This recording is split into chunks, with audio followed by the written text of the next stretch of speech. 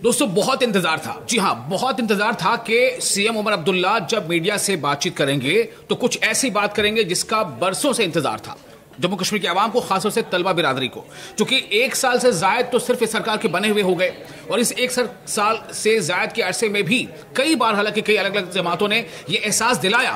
खुद national conference के ही अपने मेंबर पार्लियामेंट आगा रूहुल्लाह ने इसके लिए बराबर एक तरह से बगावती जो है एक तरह से रुख अपना लिया था।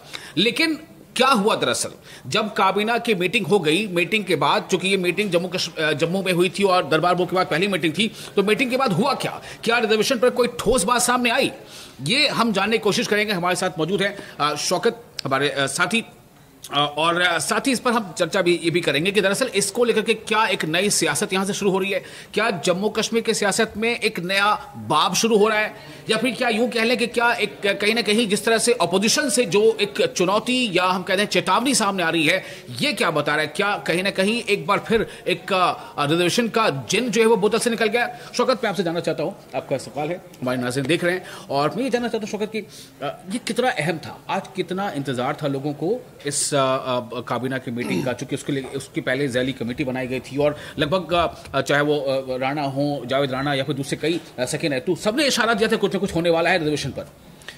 जी इंतज़ार तो था और इशू भी इतना बड़ा है कि इंतज़ार रहना भी चाहिए था, लेकिन मुझे ऐसा लगता है कि शायद उस कदर आउटकम नहीं आया जिस तरह से लोग एक्सपेक्ट कर रहे थे। फिर भी एक शुरुआत है, मुझे लगता है शुरुआत है। उमर अब्दुल्ला ने जैसे कहा कि हमने वादा किया है और हमने एटलीस्ट शुरुआत तो हमने पहल की है, बाकी जो लोग हमारे ऊपर उंगली उठा रहे हैं उन्हें तो कुछ, जब वो रहे थे यहाँ पे इक़्तिदार में तो उन्होंने कुछ किया ही नहीं। लेकिन एक बात और आपको रोक रहा हूँ मैं कि उमर अब्दुल्ला ने यह कहा कि किसी के साथ नाइंसाफी नहीं होने देगा, किसी के साथ नाइंसाफी नहीं होने दी जाएगी, लेकिन मसला यह है कि कैसे नहीं होने दी जाएगी, क्योंकि अब अगर आपके पास रिजर्वेशन है, कोटा तो लिमिटेड है, जितना है उतना आप उसको बढ़ा नहीं सकते, तो किसी को काम करना पड़ेगा, किसी का बढ़ाना पड़ेगा। तो जिस तरह से अभी अफवाह है, जिस तरह से सोर्सेज जो है वो बोल रहे हैं कि जो आरबीए है और ईडब्ल्यूएस इकोनॉमिकली वीकेस्ट सेक्शंस जो है, इन दो सेक्शंस का कोटा कम किया जा सकता है। अच्छा, ठीक है, अगर इन दो सेक्शंस का कोटा कम किया जा सकता है। आपको याद होगा कि 2019 के फैसले के बाद 2023 में जो कुछ नई कैटेगरीज बनाई गई थी रिजर्वेशन के दायरे में, जिनको लाया गया था, उनमें भी ये है। तो वो उनको बीजेपी का सपोर्ट है, बीजेपी उनके हक में है। तो अगर उनके में से किसी का कट किया जाता है तो फिर क्या होगा? तो जैसे आप बोल रहे थे कि ये एक ऐसा जिन है कि शायद जो इनका साथ नहीं छूटेगा, मुझे लगता है कि अभी अगर आज जो भी फैसला हुआ है, अब वो एलजी के पास गया है, पहले तो ये भी देखना है कि एलजी का क्या उस पर रहेगा, कहीं वो रोड़े नाटका है इनके इसमें। इसलिए शायद उमर अब्दुल्ला ने ये कहा कि अभी चूंकि जिन 22 अलग अलग मुद्दों पर बातचीत हुई है, उन्होंने शुरू में तो हालांकि गिनाया कि हमने इस पर भी बात की, हमने इस पर भी बात की, कि सबसे अहम जो उन्होंने कहा रिजर्वेशन, और उस पर फिर वो आकर रुक गए, और साथ ही ये कहा कि हमारा ये वादा भी था और हमने इस पर कदम आगे बढ़ाया है, और लेकिन हम किसी के साथ नाइंसाफी नहीं होने देंगे। अब मैं इस पर आना चाहता हूं कि उमर अब्दुल्ला ने अपने इसी खिताब में यह भी कहा कि मुझे धमकियां मिल रही हैं, तो इससे क्या मतलब निकाला जाए, ये धमकी कौन दे रहा होगा और ये क्या धमकी, किस नौयत की धमकी होगी, क्या ये सियासी धमकी है या फिर कुछ और? जाहिर मुझे लगता है कि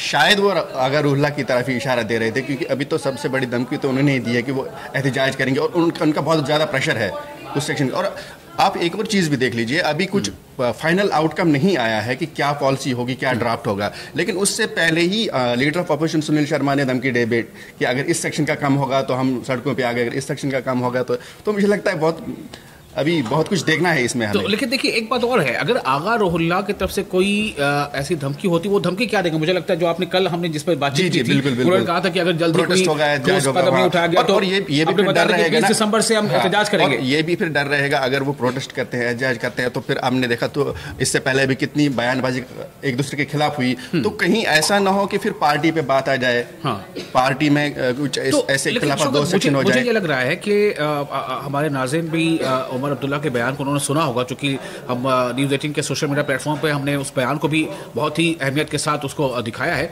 मैं ये कह रहा हूँ कि उमर अब्दुल्ला ने ये कहा कि जब उनसे आगा रूहुल्लाह का नाम लेकर पूछा गया तो उन्होंने कहा कि आप हमारे जिस दोस्त का जिक्र कर रहे हैं, दरअसल ऐसा नहीं है कि हमने उनको खुश करने के लिए किया है। तो इससे एक बात तो साफ हो रही है कि कुछ ना कुछ तो किया गया है। जी जी, कुछ ना कुछ तो किया गया है। उमर अब्दुल्ला जैसे उन्होंने क्लियरली बोला कि हमने एक कोशिश की है, एक पहल की है कि हमने कि सबके साथ इंसाफ हो, एक रैशनलाइज किया जाए रिजर्वेशन की पॉलिसी को। तो अब जो कुछ है वो हमने एलजी को भेज दिया। तो मतलब कुछ ना कुछ तो किया है उन्होंने।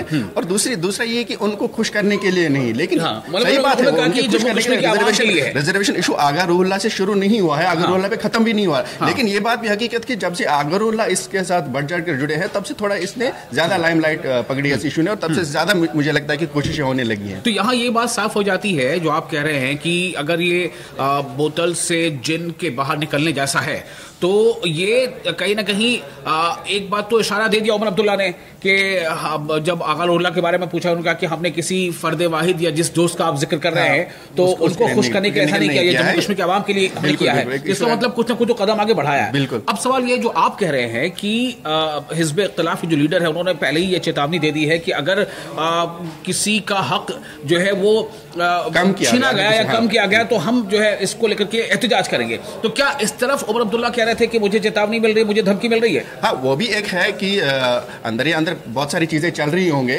क्योंकि बहुत वक्त से इशू चल रहा है, बहुत बड़ा इशू है। और ये भी है कि 2023 में जो नई कैटेगरीज बनाई गई थी तो जैसे मैंने पहले कहा कि उनको बीजेपी का सपोर्ट हासिल है, तो अंदर अंदर ये सब चीजें तो चल ही रही होंगी। और जाहिर सी बात है कि अपोजिशन तो छोड़ेगी नहीं, ठीक है, उनको तो मौका ही मिलना की जरूरत होती है कि कैसे हुकूमत को घेरा जाए, तो वो भी एक इशू है। लेकिन मोटे तौर पर अगर हम बात करें तो ये जम्मू कश्मीर, जैसा उमर अब्दुल्ला ने कहा कि जम्मू कश्मीर के अवाम के हक में होगा, जम्मू कश्मीर के जो नौजवान हैं, चाहे वो लड़का हो या लड़की हो, जो सरकारी नौकरी के तलबगार हैं, उनके हक में होगा। तो ये तो कहीं ना कहीं इस नौजवान फ्रेटर्निटी को कैटर कर रहा है ना। तो क्या आपको लगता है कि अपोजिशन की इस चेतावनी का, जिसको उमर अब्दुल्ला धमकी कह रहे हैं, उसका कुछ खासा असर पड़ेगा? मुझे लगता है कि जो इस वक्त कैबिनेट ने फाइनल या जो कमेटी बनाई गई थी, जो उन्होंने रिपोर्ट दी है, और उसके रिपोर्ट के बाद जो फाइनल कैबिनेट में आज फैसला है, मुझे लगता है उसको चेंज किया जाएगा। अब मुझे लगता है वो तो आगे बढ़ेगी वो रिपोर्ट और उस पर काम होगा। लेकिन ये भी सही है कि गवर्नमेंट को इस चीज़ के लिए, हुकूमत को इस चीज़ के लिए तैयार भी रहना होगा कि अपोजिशन की तरफ से अपोजिशन होगी ही। बिल्कुल, तो उनका तो काम है फेवर। मुझे आज जिस तरह से काम करेंगे, जी, और जिस तरह से आज एलओपी सुनील शर्मा जी के तेवर मुझे लगे, तो मुझे लगता है कि नहीं, इतनी जल्दी वो खामोश भी नहीं बैठेंगे इस इशू। ठीक है, अब एक सवाल जो उन्होंने कह दिया है कि अभी ये उन्होंने कहा कि ऑनरेबल एलजी साहब के पास ये फाइल गई है, अब देखते हैं आगे क्या होता है। मैं आपसे जानना चाहता हूँ कि क्या लग रहा है, इससे पहले कई बार कई वुज़रा ने यह इशारा दिया कि हमारी फाइलें अटक जाती हैं, हमारे खुद फारूक अब्दुल्ला साहब ने कई बार कहा कि हमारी बहुत सारी फाइलें उनके पास अटकी पड़ी रहती हैं। वो तो इस मामले में क्या हो सकता है, क्या आपको लग क्या रहा है? मुझे ज़ाती तौर पर ऐसा मैं चाहता हूं कि इसको नहीं अटकाना चाहिए, ये आगे बढ़नी चाहिए फाइल, क्योंकि ये जो है नौजवान से जुड़ा मसला है, रोज़गार से जुड़ा मसला है और इंसाफ से जुड़ा मसला है। ठीक है, अब 30% रिजर्वेशन आप देंगे इतनी बड़ी पॉपुलेशन को, तो नाइंसाफी तो है कहीं ना कहीं। मुझे लगता है इस पर पॉलिटिक्स नहीं होनी चाहिए, पॉलिटिक्स है। लेकिन जिस तरह से फारूक अब्दुल्ला ने रिसेंटली कहा था, आपने जैसे आप जिस बात की जिक्र कर रहे थे कि वो सिर्फ फाइलों में ही अटके हुए हैं एलजी, तो वो एक खौफ तो है।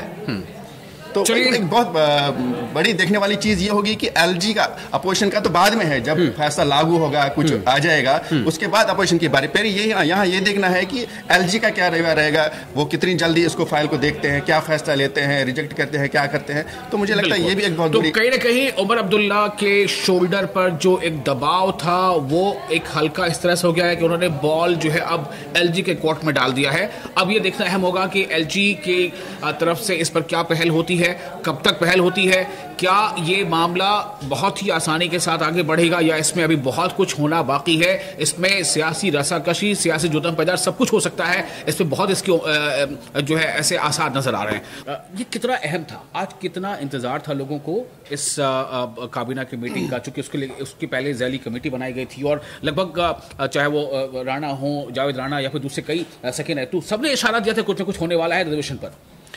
जी, इंतज़ार तो था और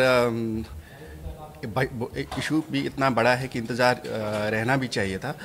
लेकिन मुझे ऐसा लगता है कि शायद उस कदर आउटकम नहीं आया जिस तरह से लोग एक्सपेक्ट कर रहे थे। फिर भी एक शुरुआत है, मुझे लगता है शुरुआत है। उमर अब्दुल्ला ने जैसे कहा कि हमने वादा किया है और हमने एटलीस्ट शुरुआत तो हमने पहल की है। बाकी जो लोग हमारे ऊपर उंगली उठा रहे हैं उन्होंने तो कुछ, जब वो रहे थे यहाँ पे इक़्तिदार में, तो उन्होंने कुछ किया ही नहीं। लेकिन एक बात और आपको रोक रहा हूं मैं कि उमर अब्दुल्ला ने ये कहा कि किसी के साथ नाइंसाफी नहीं होने दी जाएगी। किसी के साथ नाइंसाफी नहीं होने दी जाएगी, लेकिन मसला ये है कि कैसे नहीं होने दी जाएगी। क्योंकि अब अगर आपके पास रिजर्वेशन है, कोटा तो लिमिटेड है, जितना है उतना आप उसको बढ़ा नहीं सकते, तो किसी को कम करना पड़ेगा, किसी का बढ़ाना पड़ेगा। तो जिस तरह से अभी अफवाह है, जिस तरह से सोर्सेज जो है वो बोल रहे हैं कि जो आरबीए है और ईडब्ल्यूएस, इकोनॉमिकली वीकेस्ट सेक्शंस जो है, इन दो सेक्शंस का कोटा कम किया जा सकता है। अच्छा, ठीक है, अगर इन दो सेक्शंस का कोटा कम किया जा सकता है। आपको याद होगा कि 2019 के फैसले के बाद 2023 में जो कुछ नई कैटेगरीज बनाई गई थी रिजर्वेशन के दायरे में, जिनको लाया गया था, उनमें भी ये है। तो वो उनको बीजेपी का सपोर्ट है, बीजेपी उनके हक में है। तो अगर उनके में से किसी का कट किया जाता है तो फिर क्या होगा? तो जैसे आप बोल रहे थे कि ये एक ऐसा जिन है कि शायद जो इनका साथ नहीं छूटेगा। मुझे लगता है कि अभी अगर आज जो भी फैसला हुआ है, अब वो एलजी के पास गया है, पहले तो ये भी देखना है कि एलजी का क्या उस पर रहेगा, कहीं वो रोड़े नाटका है इनके इसमें। इसलिए शायद उमर अब्दुल्ला ने ये कहा कि अभी चूंकि जिन 22 अलग अलग मुद्दों पर बातचीत हुई है, उन्होंने शुरू में तो हालांकि गिनाया कि हमने इस पर भी बात की, हमने इस पर भी बात की, कि सबसे अहम जो उन्होंने कहा रिजर्वेशन, और उस पर फिर वो आकर रुक गए। और साथ ही ये कहा कि हमारा ये वादा भी था और हमने इस पर कदम आगे बढ़ाया है। अब एक सवाल जो उन्होंने कह दिया है कि अभी ये उन्होंने कहा कि ऑनरेबल एलजी साहब के पास ये फाइल गई है, अब देखते हैं आगे क्या होता है। मैं आपसे जानना चाहता हूं कि क्या लग रहा है, इससे पहले कई बार कई वज़रा ने यह इशारा दिया कि हमारी फाइलें अटक जाती हैं। हमारे खुद फारूक अब्दुल्ला साहब ने कई बार कहा कि हमारी बहुत सारी फाइलें उनके पास अटकी पड़ी रहती हैं। वो तो इस मामले में क्या हो सकता है, क्या आपको लग क्या रहा है? मुझे ज़ाती तौर पर ऐसा मैं चाहता हूं कि इसको नहीं अटकाना चाहिए, ये आगे बढ़नी चाहिए फाइल, क्योंकि ये जो है नौजवान से जुड़ा मसला है, रोज़गार से जुड़ा मसला है और इंसाफ से जुड़ा मसला है। ठीक है, अब 30% रिजर्वेशन आप देंगे इतनी बड़ी पॉपुलेशन को, तो नाइंसाफी तो है कहीं ना कहीं। मुझे लगता है इस पर पॉलिटिक्स नहीं होनी चाहिए, पॉलिटिक्स है। लेकिन जिस तरह से फारूक अब्दुल्ला ने रिसेंटली कहा था, आपने जैसे आप जिस बात की जिक्र कर रहे थे कि वो सिर्फ फाइलों में ही अटके हुए हैं एलजी, तो वो एक खौफ तो है। तो एक बहुत बड़ी देखने वाली चीज ये होगी कि एलजी का अपोजिशन का तो बाद में है, जब फैसला लागू होगा, कुछ आ जाएगा, उसके बाद अपोजिशन की बारी। पर यहाँ ये देखना है कि एलजी का क्या रवैया रहेगा, वो कितनी जल्दी इसको फाइल को देखते हैं, क्या फैसला लेते हैं, रिजेक्ट करते हैं, क्या करते हैं। तो मुझे लगता है ये भी एक बहुत तो कहीं ना कहीं उमर अब्दुल्ला के शोल्डर पर जो एक दबाव था वो एक हल्का इस तरह से हो गया है कि उन्होंने बॉल जो है अब एलजी के कोर्ट में डाल दिया है। अब ये देखना अहम होगा कि एलजी के तरफ से इस पर क्या पहल होती है, कब तक पहल होती है, क्या ये मामला बहुत ही आसानी के साथ आगे बढ़ेगा या इसमें अभी बहुत कुछ होना बाकी है। इसमें सियासी रसाकशी, सियासी जुदम पैदार सब कुछ हो सकता है। इसमें बहुत इसके जो है ऐसे आसार नजर आ रहे हैं। बहुत शुक्रिया, आप बने रहे। शुक्रिया, आपका भी शुक्रिया। और आप देख रहे थे न्यूज़ 18 का सोशल मीडिया प्लेटफॉर्म। मैं हूं आपका मेजबान विशाल।